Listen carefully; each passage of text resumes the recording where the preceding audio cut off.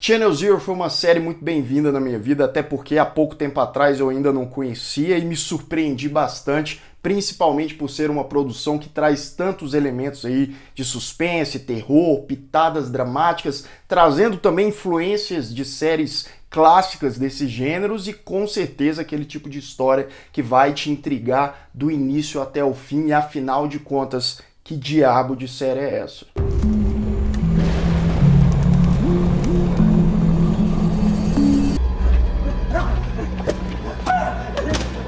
Sejam todos muito bem-vindos a mais um Refúgio Cult, meus amigos, hoje pra gente falar de série boa, série que inclusive tá lá na Amazon Prime, eu falei sobre ela numa lista aqui, falei rapidinho, hoje a gente vai se aprofundar na primeira temporada, que foi a que eu completei. Tô terminando a segunda temporada, quem sabe eu não faça aí outros vídeos sobre Channel Zero no futuro. E se você ainda não me segue lá no Instagram, me siga lá, @lucastgaemaia, para mais novidades sobre cinema, séries de TV e sobre o canal também. Antes de mais nada, eu queria agradecer ao pessoal do site Whiplash.net, que já é um site que eu acompanho há pelo menos 10 anos, sou fã dos caras, você que gosta de rock e heavy metal, é o melhor site aqui do Brasil. Eles me mandaram duas camisetas dessa aqui, ó, do site, que eu achei sensacional. Muito obrigado ao João Paulo e toda a galera da Whiplash.net. Bem, essa série aqui é uma produção original da Sci-Fi. As 3 primeiras temporadas estão lá na Amazon Prime atualmente, a 4ª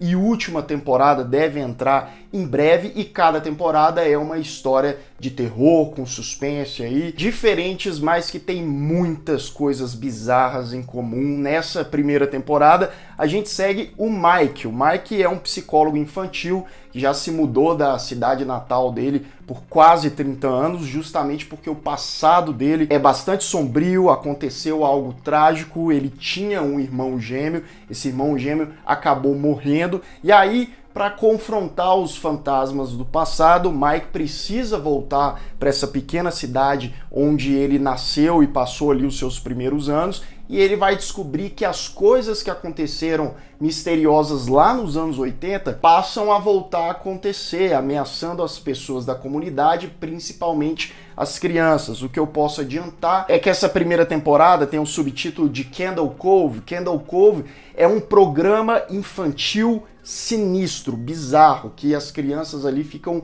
hipnotizadas com esse programa, e esse programa tem aí uma correlação nesse mistério todo. Bem, já de cara, só na premissa, mas assistindo a série como um todo, ela tem uma inspiração enorme na série clássica Além da Imaginação. Quem conhece o canal há algum tempo sabe que eu sou fã da série clássica, e também Twin Peaks, né? Tem uma pegada ali também e atmosfera de Twin Peaks. Quem gosta dessas duas outras produções, meu amigo, vai ser um paraíso ou pesadelo, um pesadelo bom, depende do contexto. E aqui a gente tem, apesar de vários elementos que a gente já viu por aí, muita coisa não é inovadora, não vai ser a primeira vez que você viu em um filme ou uma série, mas ela é tão bem realizada, a produção, o cuidado, a narrativa é costurada ali também de uma maneira que durante os 6 episódios dessa temporada, né? Cada temporada são 6 episódios, o que é maravilhoso, né? Pra gente maratonar. Eu mesmo assisti todos os 6 episódios dessa primeira temporada em um dia só. E por mais que a base de Channel Zero seja de referências, eles ganham em um aspecto de criatividade. Né? Por exemplo, você vai ver ali situações, criaturas que são bastante intrigantes mesmo. Você fica falando, que diabo de negócio estranho é esse? E claro, os personagens, né? Você vai achando que é de um jeito e o negócio muda, e aí se tornam pessoas misteriosas, muitas vezes ameaçadoras, e você fica com aquela tensão querendo saber até onde aquilo vai, né? E claro, você tem boas interpretações, a direção é muito competente, a trilha sonora ajuda a estabelecer um background ali bastante sombrio. E o que me deixou mais animado com essa série aqui é porque a primeira temporada, Candle Cove, já é muito boa, a segunda que eu tô assistindo agora parece que tá melhor ainda. Então se essa qualidade for só subindo, vai ser uma surpresa ainda maior. Então é isso, se você quer ver histórias de terror com muita qualidade, fica ligado nisso aqui. Por mais que em alguns casos ali da narrativa você preveja algumas coisas, ache outras um pouco mais clichê, mas ainda assim, visualmente, em todos os outros elementos, vale muito a pena, por isso eu dou uma nota 8. Porque se tem um negócio que Channel Zero consegue fazer muito bem, é construir toda essa pegada sombria com qualidade do primeiro episódio até o final. Atenção, aviso de spoiler. A partir de agora, continue por sua conta e risco. Bem, então o Mike, né, o psicólogo, decide voltar lá para a cidade, ele vai ali retomando laços, até com a mãe dele que estava bastante afastada, né, tenta ter ali uma aproximação maior, até que ele vai perceber logo que as coisas começaram a ficar estranhas de novo. O que o Mike foi aprontar nessa cidade, hein? Será que ele é que é o problema? O que a gente sabe é que lá na década de 80, quando o Mike tinha 12 anos com o irmão gêmeo dele, o Ed, não só o Ed, como também outras crianças acabaram morrendo de maneira inexplicável até quase 30 anos depois. E aí o que acontece? O Mike vai ali jantar na casa de uns amigos dele da infância, né? Do delegado, a esposa do delegado, que inclusive era bastante ligada ao Mike no passado. E aí o Mike vê a filha desse casal assistindo um programa que o Mike e o Ed assistia na década de 80, que é o tal do Kendall Cove. O que é o Kendall Cove?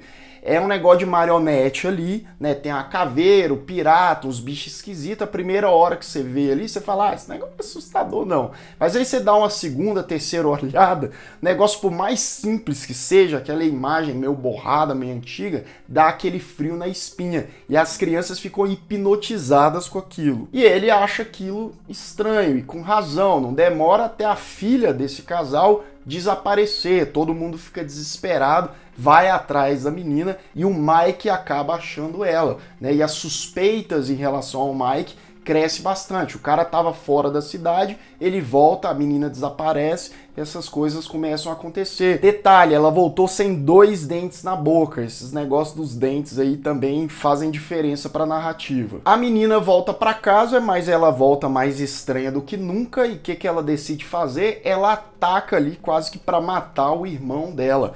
Né, por sorte acabou não matando, os dois foram hospitalizados. Nesse meio tempo a gente descobre que o Mike, no passado, ele teve que matar o irmão dele, o Ed, porque o Ed era do capiroto, né? O menino ali realmente, além dele ter aparentemente poderes psíquicos ali, ele conseguia controlar outras crianças, e nada mais e nada menos foi o próprio Ed, o irmão gêmeo do Mike, que matou essas crianças. Até aqui, o que indica, né, que o Kendall Cove, o programa, tinha influência sobre o Ed ali, tinha alguma coisa relacionada com ele. E aí o Mike, para parar o irmão, acabou tendo que matar ele. Lembrando que aquela professora com cara de doida ali, ela tem muita ligação com o Ed, né? Não é à toa que ela também tem envolvimento ali com o programa, com o que está acontecendo, e ela que alimenta com os dentes das crianças aquela criatura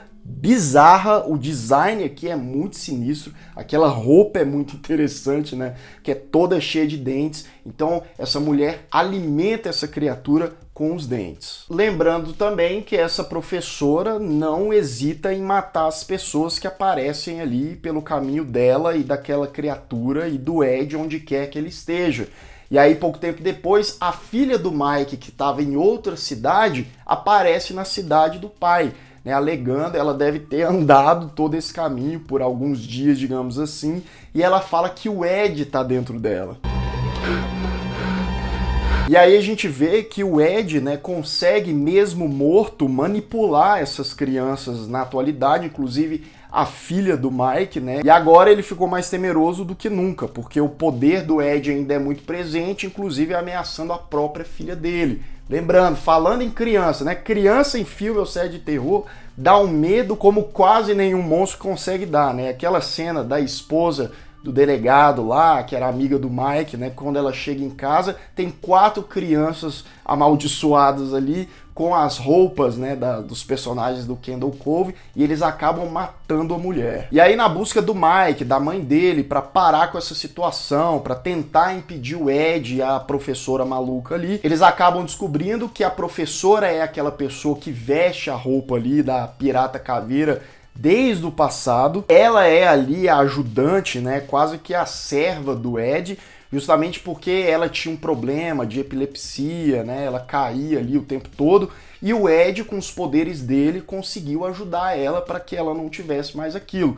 Então ela definitivamente passa a venerar a criança no passado, né, inclusive matando o próprio filho dela ali para servir como uma espécie de sacrifício para ele. E aí revelando que aquela criatura, né, monstruosa, cheia de dente, é na verdade o Ed, né? Ele não conseguiu voltar na maneira normal dele, humana, e a única maneira que ele conseguia se manifestar, além de ter uma certa influência sobre as crianças, era nessa maneira física aí, cheia de dentes, e a professora ajudava ele. What do you want? Inclusive, não era o programa, o Candle Cove, que influenciava o Ed, que dava poderes para ele. Não, pelo contrário, o Ed foi o criador do Candle Cove desde o início, né? Ele usava aquele programa para hipnotizar as crianças, para ter total controle sobre elas. Então, indo para o final da história, a filha do Mike é sequestrada pelo monstro ali de dente e levado para o mundo paralelo ali do Ed, né, que é onde ele tá preso, digamos assim. E o Mike vai atrás do monstro ali, conseguindo ter acesso a esse mundo paralelo do Ed. E qual é o plano do Ed? Manter o Mike preso lá dentro e tomar a forma do Mike no mundo real. Ou seja, trocar de lugar com ele e continuar fazendo as maldades mais ainda, com ainda mais poder. O Mike consegue ali negociar com o Ed, né? Ele tem uma mentalidade infantil, apesar de maligna. O Ed acaba deixando a filhinha dele sair e eles vão ali fazer um último jogo, segundo o Mike. Enquanto isso, a mãe do Mike precisa encontrar o corpo dele desmaiado para matar ele e assim prendendo os dois lá dentro, porque o corpo do Mike acaba se tornando ali um portal. Só que no caminho ele encontra quem? A professora maldita, isso mesmo, só que aí depois de um confronto e tal, essa professora acaba morrendo e a mãe dele consegue fazer antes que o Ed se liberte pro mundo, e aí o coitado do Mike e o irmão dele, vilão, acabam presos lá aparentemente para sempre, né? E o Mike vai equilibrar aquilo ali, provavelmente, né, impedindo do Ed exercer qualquer futura influência sobre o mundo real. E aí as pessoas seguem as suas vidas e acaba a primeira temporada muito interessante. Se você ainda não assistiu, tá pegando todos esses spoilers aqui, assista. E se você já assistiu, deixa aqui embaixo as suas opiniões sobre a série. Se você já assistiu as outras temporadas, por favor, sem spoiler, tá? Só fala se você gostou ou não. E se você ainda não é inscrito aqui no canal, se inscreva aqui embaixo, clique no sininho para receber todas as notificações e deixe o seu like, que ajuda muito o Refúgio. Vou ficando por aqui, um grande abraço e até mais.